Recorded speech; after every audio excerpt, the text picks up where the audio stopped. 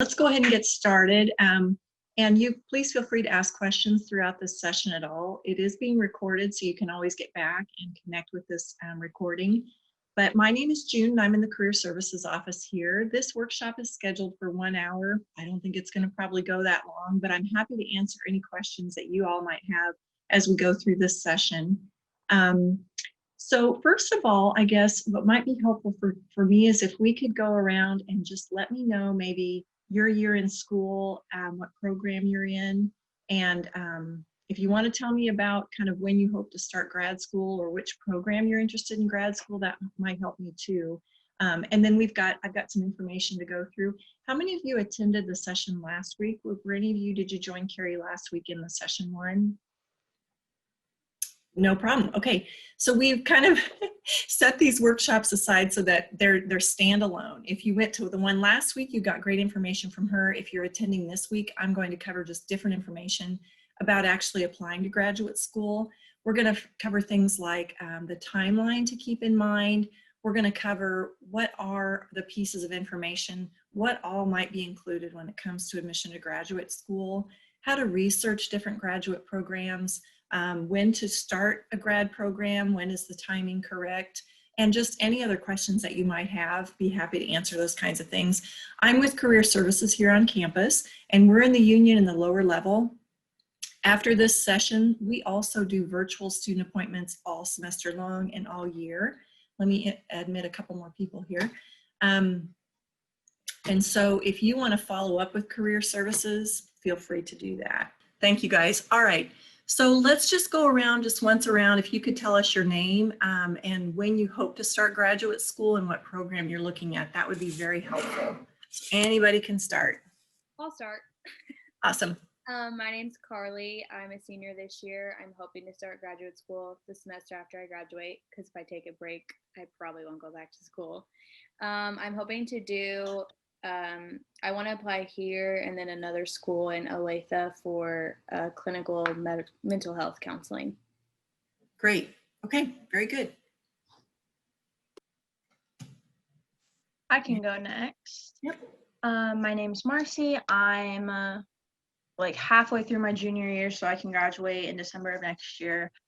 Psychology major, and I'm looking at here and some other just like programs where you can just like jump into your doctorate and earn your master's as well, for clinical counseling. Okay, great. I'll go. I am Emily. I'm an art major with minors in art history, anthropology, and marketing. And I'm looking to start school, grad school, about fall of next year, because I graduate at the end of this year. And I'm looking to do museum studies programs. Very good. Okay, great. Hello everyone, my name is Paula. I'm a junior this year, double majoring in physics and math, and I'm intending to go to a PhD program in physics after I graduate, which should be May 2022, but application deadlines are usually at the beginning of the fall next year. So Great. Okay. I'm Ife, and I'm a marketing major and information system minor.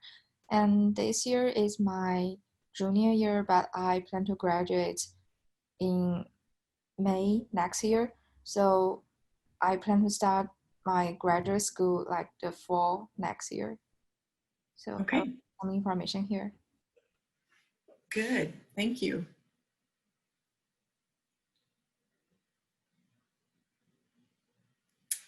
Okay, great. So we kind of have a good mix of graduating this year, graduating mid-semester or next year as well.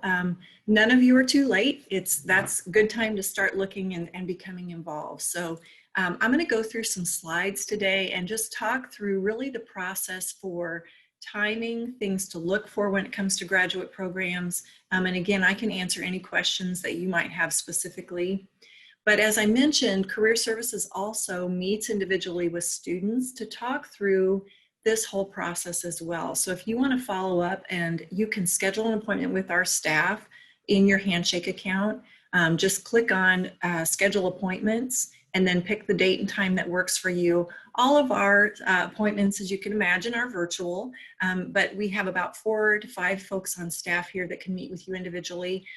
Yesterday, in fact, I did a second follow-up with a student who is getting her personal statement ready to go and doing some fine tuning on that document. And she's applying to about 9 different graduate programs across the country. And so, you know, we just did a screen share and we were looking at the same document, and we had lots of wordsmithing and fine tuning that we were doing on that document. So feel free to schedule an appointment with us if you would like to follow up and get more information. So let me share my screen here, and we'll go through some information as you think about graduate programs. Again, this session will be recorded and placed on our website that you can take a look at it. So can you all see my screen? Cross your fingers. Oh my gosh, it worked. Terrific. Okay, so that first screen, can you see session 2, applying to graduate school, contact information? Terrific, thanks. So there's my contact information. If you have any follow-up questions that you want answered or have anything that I can help with, feel free to contact me. And there's my email address. You can drop me an email at any time. So let's just dive right into this. First of all, a lot of questions that we get from students is graduate school right for me? And we've compiled some questions. Some of them you talked about is, you know, this is what my career goal is. Graduate school is going to help me achieve that goal. So things to consider is, what are the career benefits? Does the program I'm looking at have a dual admission program, right? I can get admitted to the master's program at the same time as the PhD. That's great. Timing and timelines are really important. One of the things to think about, I think Carly had mentioned, is I just want to keep plugging away. I've been in school, I'm going to keep right on because I know that that's what I want to do.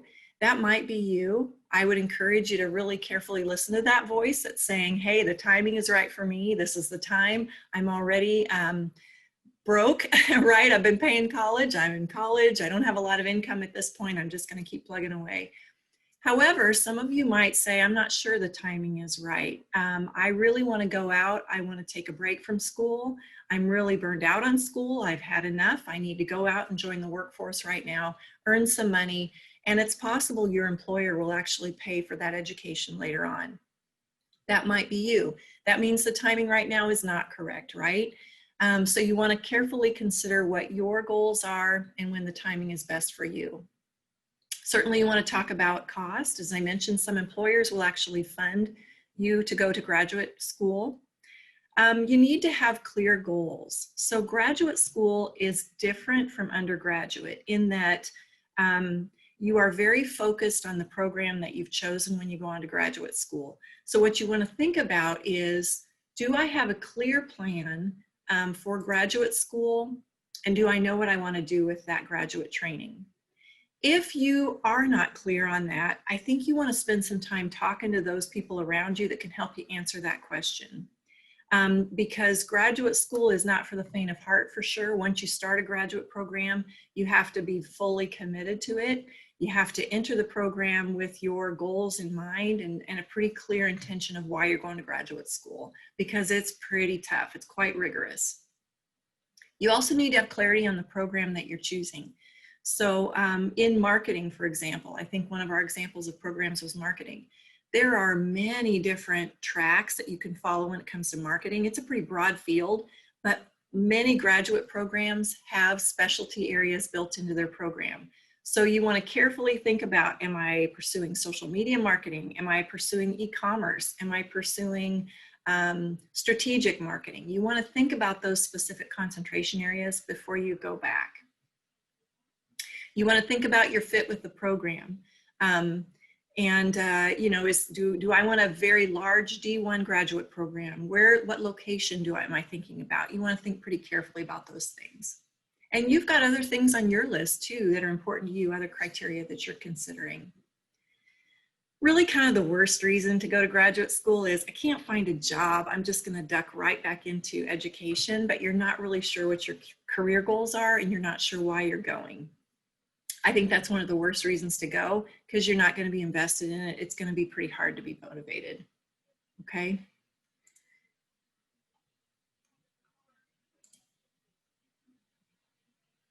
First step is to have an idea what career field you'd like to be in and work backwards. What degree does it require? A number of you mentioned, you know what, I want to go into clinical psychology. I know that this is the degree that I need to get into that field.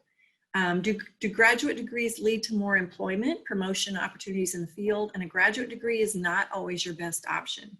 So some good people to talk to about this is, again, people that know you well, but also experts in the field. And that's a lot of times your faculty members. So if you haven't, probably many of you have, but sit down with your academic advisor and or some key faculty members and dedicate some time to asking questions about, hey, I'm really thinking about graduate school. What programs would you recommend? Do you think, knowing me, that I'm a good candidate for graduate school? What other things do I need to consider as I think about graduate school? Researching, we get this question all the time. How do I know what programs are good? Where do I start looking? How do I find those kinds of things? So we've compiled a list of ideas for researching credible resources that you might want to use. But I think the first step is for you as a student to think about what's important to you in a graduate program. Do I want a private or a public institution? Do I want a completely online program, face-to-face or hybrid? Are there assistantships available? So if you hope to get your graduate program fully funded or partially funded, you're going to want to check into some of these graduate assistantships, right? Some programs are very clear with everyone admitted to our graduate program gets an assistantship. Some programs reserve all of their assistantships for their PhD candidates, not their master's students. So you want to ask those careful questions. Some programs provide insurance benefits, right? So if you're not on your family insurance plan, but you know you're going to need a health plan, sometimes they provide that for their graduate assistants. So you want to ask those key questions. What are the program concentrations? Do they have the areas available that you're thinking about? Is it cohort or independent study? And by that I mean that, is it a cohort group of students that moves through the program at exactly the same time? Are there 20 students that are admitted every year and that 20 students takes the same classes throughout the 2-year or the 4 to 5 year program? Or is it really not modeled that way? Can you really pick and choose from whatever you're looking for? Research interests of the faculty and the reputation. This one's really important. So if you're reading journals, if for some of your classes you're doing research, what I recommend is that you dive into those journals and figure out who's producing the research, whose name is appearing on much of the research in the area that I'm interested in. And then you might dig deeper and learn about that individual, because many times they're teaching at an institution. They're on faculty with an institution. So what that could tell you is this person is a leader in the field. They're also teaching at this institution. I'm going to learn and research that institution because I know that that program could be a good fit for me.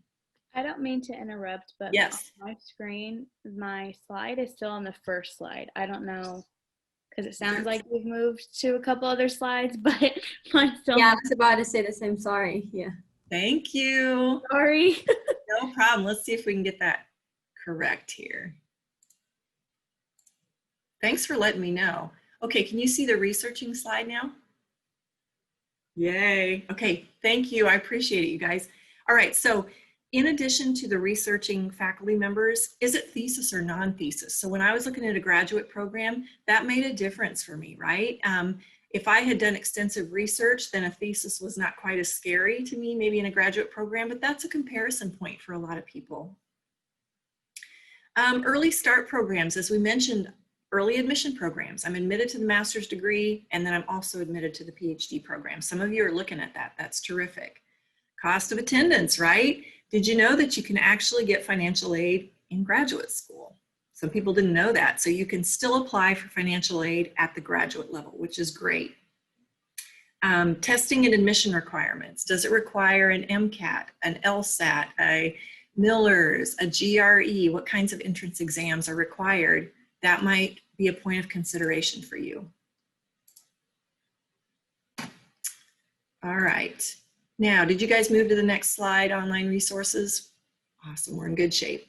All right, so here's a list of things that you might use as you're researching different programs. Peterson's, Grad School, GradView, Princeton Review. But then at the bottom, I also encourage you to look in your professional associations, because oftentimes those associations will provide guidance on what programs are available to you in the field. So the American Counseling Association, for me, it's the National Association of Student Personnel Administrators. I can go to those associations, and oftentimes you can find information on graduate programs. So you might think about that as well. Timelines for juniors and seniors. If you're currently a senior, then this is the time to be doing your applications. When you look at those programs, the deadlines are all over the place. You will see some deadlines November 1st. You will see some deadlines that are rolling. That means you don't actually have to be admitted until next summer. So carefully look at what the deadlines are throughout the year. And understand that deadlines are really different. So there will be a deadline for applying for admission, a deadline for applying to the program itself, a deadline for applying for a graduate assistantship, deadline for applying for financial aid, many of those things. So you have to pay really careful attention to when those deadlines are hitting for what programs. What I recommend is creating a spreadsheet to track all your information. It just helps you easily locate what's out there. So institution name, location, admission date, GA available, question mark, location, GA positions available, whatever those criteria are, create some sort of a tracking method so you can keep track when you're applying for those. So juniors, you've got a little more time, right? I would suggest that you spend your year this year researching different programs and identifying programs that you're interested in, knowing that next summer and next fall is when you're actually going to hit the ground running and applying for those programs. Any questions so far about timelines or how to research programs? Okay, let's move into application requirements for grad school. All right, now I want to spend a little time on this screen. As we started to talk about, understand that there are many different steps to the process, in fact, probably more than you experienced applying to this institution as an undergrad. So you're going to have several different applications. You have to apply to the institution. With some programs, you actually have to apply to the department.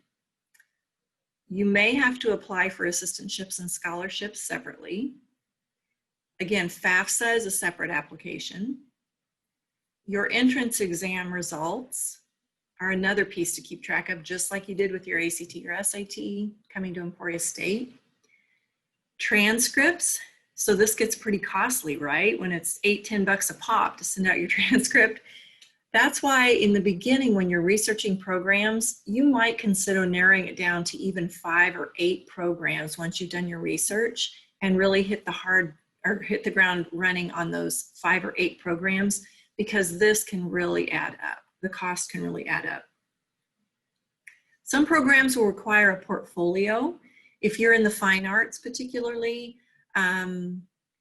you know, if you're in certain programs where a portfolio is required, you've got to have that information ready.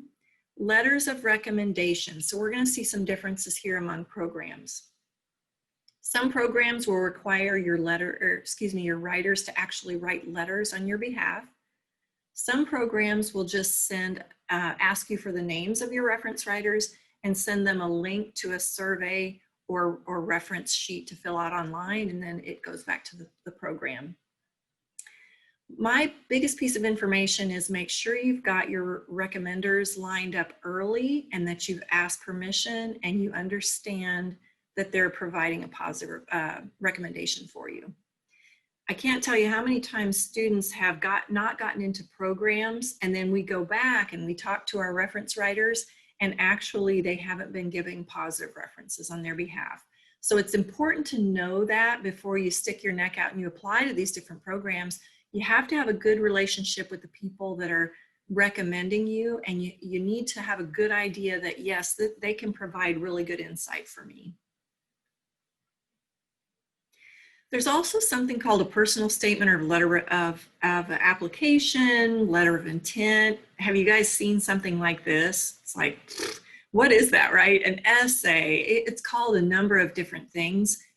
Essentially, it's a document that that you write and prepare and submit for admission to the program. And it's called many different things. I'm going to just call it a personal statement for the purposes of discussion today. But some programs will tell you, these are the 5 questions we want you to answer. Some programs will say, tell us about yourself.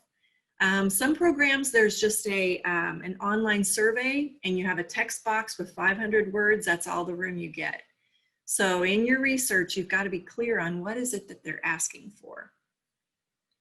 So if you can actually meet with our staff and we can help you craft this personal statement, because we'll take a look at the link and we'll help you interpret, okay, this is what they're asking for, this is what you need to include. Some programs also have a face-to-face interview, or now it'd be a virtual interview. I visited with a student last week, I met with her. There's actually a video essay that she needs to record and submit and answer a couple of different key questions that they give her. So again, just carefully read the requirements for admission and make sure that you understand what they are requiring. Any questions about what you're seeing here, or maybe different things that you've seen that you're not sure on what to do with?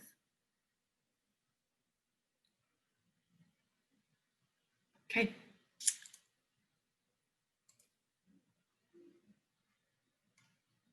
Check the admission requirements. As I mentioned in the last slide, the institution has a set of admission criteria you have to meet. Often the program or department also has an additional set of criteria to meet.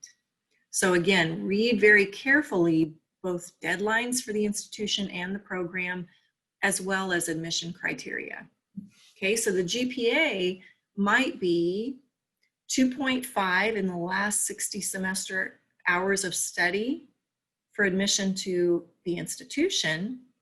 The program itself might have a higher GPA and additional coursework required of that program. So just be prepared for that. If you've done just the set on the left side, it may not be enough for admission to the program. And as you can see here, you might be admitted to one, you might not be admitted to the criteria of the second. Yes, you can still apply for financial aid, but you will only be eligible for unsubsidized loans. I'm sure you guys know what that is. That means interest accrues as you borrow the money and as you study. So that's something very important to keep in mind, is the loan definition and structure will differ. These are unsubsidized loans, right? Student loan payments from undergrad are deferred while enrolled full-time in graduate school. And sometimes there are additional scholarships or assistantships that you can apply for. So let me talk about those briefly. Here at Emporia State, we have a new graduate student scholarship. We have research and thesis scholarships, and we also have assistantships. So if you are hired, for example, in career services, we have a GAA position, graduate administrative assistant position. That means that that GA gets her tuition waived for the year. The department covers that, but not the fees. The GA still needs to pay their fees. And there is a stipend for that 9-month contract. Cost of Emporia State tuition is lower. So you're going to notice that our stipend is lower. If you go to a very large institution, their stipend is likely to be greater than that, but their cost is going to be greater. Also, if you're going out of state to a graduate program, understand what the GA covers. So when I applied to my master's program, my GA covered my out-of-state tuition, and I still needed to pay my in-state tuition. So read that really carefully, right? Sometimes it's waived completely. Sometimes it's only your out-of-state tuition. So just be really careful on what you're signing up for. All right, personal statement. I'm just going to kind of briefly cover this. Some of you are at this point of maybe writing that. Maybe some of you haven't thought about it yet. So I encourage you to follow up on this one because it is a pretty detailed statement. Typically, a personal statement, it's a written paper, usually about 2 pages in length, explaining how you came to have interest in the program and why you're a good fit for the program. Many schools ask you to answer specific questions. And we want you to highlight the diversity that you bring to the program. And also, you want to convince them that you are clear on why you're going to graduate school. These are my career goals. This is why I'm interested in your program specifically. This is the diversity I bring to your program, and this is why I'm a good investment. And by that I mean, this is why I expect to do well in graduate school. It's that ROI that they're looking for. If I invest in you and admit you to my program, I want to know that you're going to be successful throughout the program. What that means is I want to see your academic record, and I want to know that you have had success academically at the undergrad level. I want to see some research skills. I want to see some of those soft skills that have allowed you to be successful in your undergrad. So can you manage your time well? Do you have discipline? Are you resilient? Right now, during this period of time, during COVID, it's all about resiliency. It's all about persistence. So we want to see that you've got the skills required to be successful in graduate school. Those key elements need to be included in your personal statement. You have to make the argument that I am a good candidate for your program and this is why. I've researched it. I know your faculty has been doing this kind of work and this is what I want to do. Okay, so again, it probably takes you, I would say 6 to 8 weeks to write this document. So if your goal is to be admitted now for next fall, you got to really set aside some time to work on this document.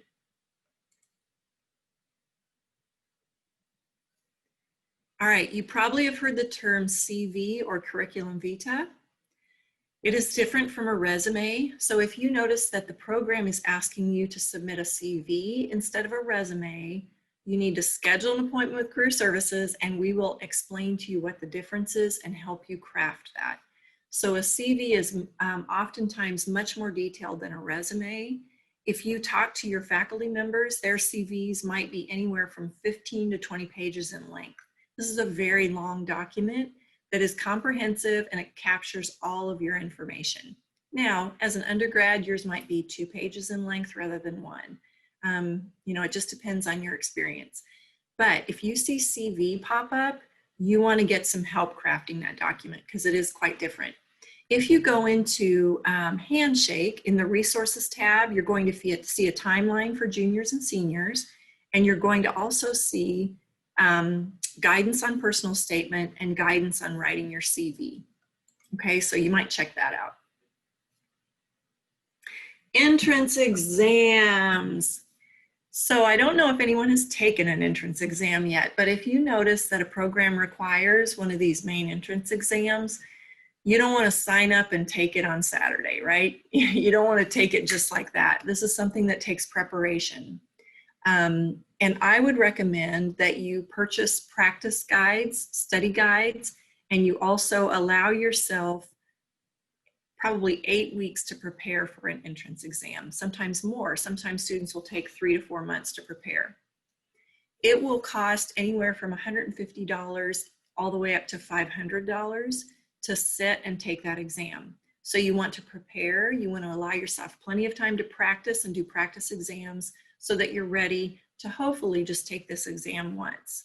Now, students will take it more than once, not a problem, but understand that there is a pretty significant cost involved. So the preparation is really important. Just like the ACT, schools will take your highest score on your entrance exam.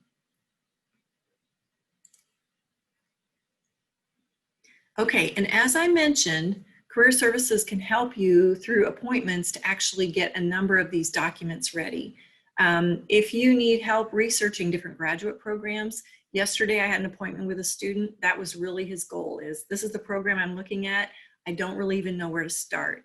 So we sat down and we researched together, and I showed him some sources to find different programs, how to set it up, how to track it, all those kinds of things. So if you're at that point, set up an appointment with us. If you're at the point of just writing your personal statement, again, that's a service that we provide in career services. Your faculty are really terrific resources, some of the very best, because they've got that program expertise and they can help you identify programs that are top-notch schools, but they can help you get your materials ready to go and help you navigate the process. Okay, so I'm going to stop my screen share at this point, and I'm going to just ask, does anybody have any questions for me, in general questions? And I will also stay on the line too. If you want to wait till the end, I can answer any questions too, but any general questions? I have one. Yeah.